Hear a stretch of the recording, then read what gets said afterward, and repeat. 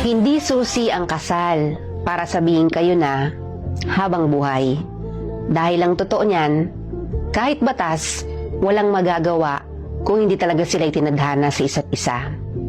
Ang kasal ay hindi panghabang buhay na katunayan para maangkin ang isang nilalang.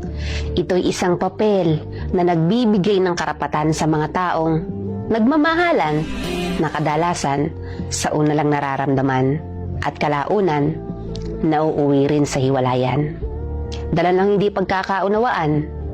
Hindi porket kinasal ka sa isang tao, habang buhay mo nang makakasama ito.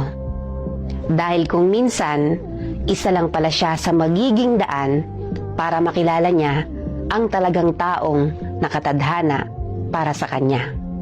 Kinikilala man ng Diyos at batas ang bisa ng kasal, pero iba pa rin ang bisa ng dalawang taong itinadhana talaga.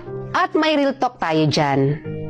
Yung ibang mga nagsasama na, mas naniniwala sa kasabihang kung tayo talaga hanggang dulo, kahit anong mangyari, tayo pa rin. Yung tipong masaya na sila sa ganoong setup ng pagsasama. Yung kahit walang kasal, pero tanggap ang isa't isa. Yung kontento at may respeto. Kahit walang kasal, pero alam nila yung salitang tiwala at pagmamahal.